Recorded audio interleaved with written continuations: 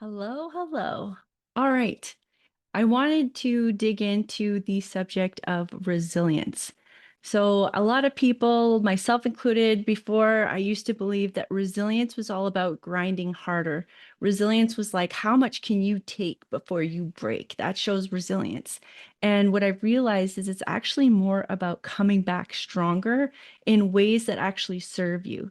So, resilience is more about like building that muscle or learning that skill of coming back smarter and doing things that are easier on you and that allow you to have more energy and to feel like you can keep going, right? That is actually a true sign of resilience and of you succeeding and growing and learning.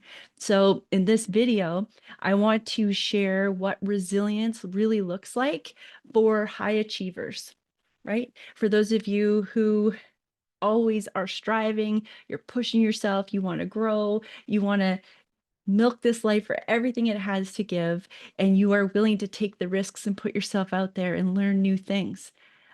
And we're going to work on resilience and how to reframe it so that it doesn't burn you out, so that you can consider yourself resilient as a strength, as something that you're proud of, as a tool that you use. So I used to think that resilience was powering through no matter what. Late nights, long hours, putting up with pain, pushing past exhaustion, because that's what high achievers do, right? That's what successful people do. You've got to be able to push through. You've got to be able to go when other people would have quit.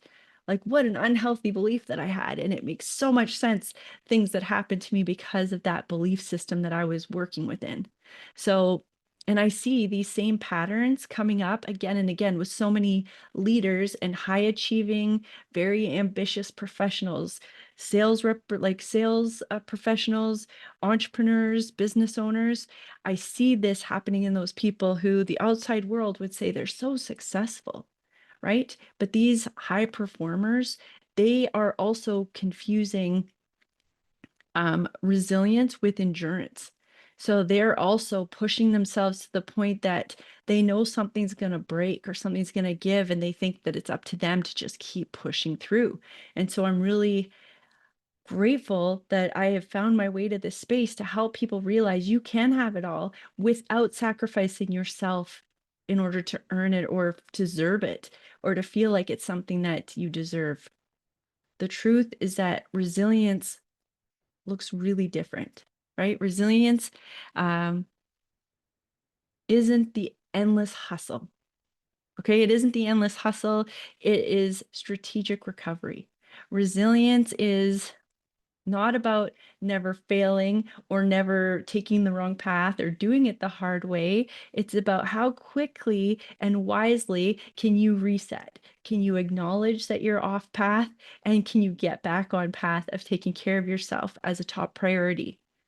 So resilience isn't about being unshakable. It isn't about being somebody who nobody can knock down. That is not resilience. It is about being adaptable while also staying aligned with your values and with yourself being taken care of. So when you start to see resilience in this way, you stop running on fumes. You stop worrying about what other people think or what other people do, and you start building something that is more sustainable for yourself. That's what creates both success and freedom. When you didn't have to give up something important to you, something that you really value, that is true success. When you could have it all, that is true success. That is what I now look for when I look at people who've had success. Is it true success? So here's my challenge for you. And don't just ask, am I strong enough to keep going? Ask yourself, am I strong enough to pause, to reset, and to choose differently? Are you strong enough to do that? That's the kind of resilience that fuels long-term impact, that fuels long-term sustainability. And that's the kind of resilience that people around you need to see modeled for mental health. Like that is the baseline for everybody's mental health and for us all to be building lives and skills and professions that are sustainable, that people can do. They can do energized, they could do feeling good about themselves, they could do with their family and their relationships and their communities strong, staying strong. I go deeper into this subject in my book called You're Strong Enough for This. And it's the kind of resilience that people who are ambitious and they expect a lot from themselves. It's the kind of information in the book that you need to read. You need to remind yourself to take the pressure off, that there is a better way, that you can care about yourself.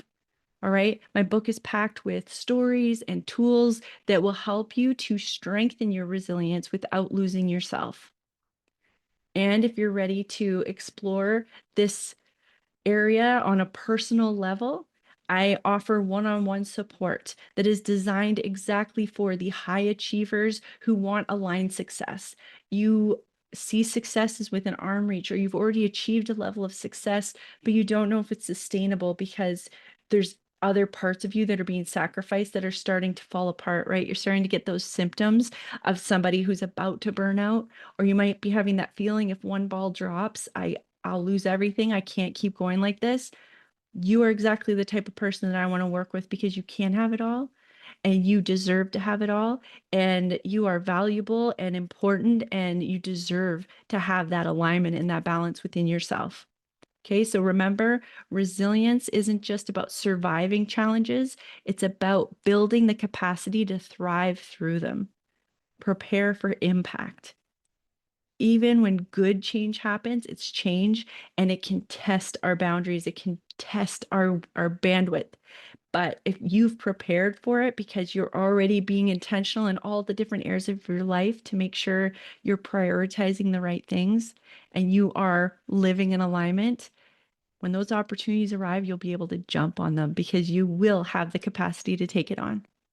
All right, that is my message to all of you. Take care of yourself. So much love. Please comment below if this resonates with you or if you have any stories that align with this message. But I am here for you. So please look into my book, look into working with me one-on-one. I am here to serve. I am here to help. All right, take care, everybody. Keep the faith. Bye.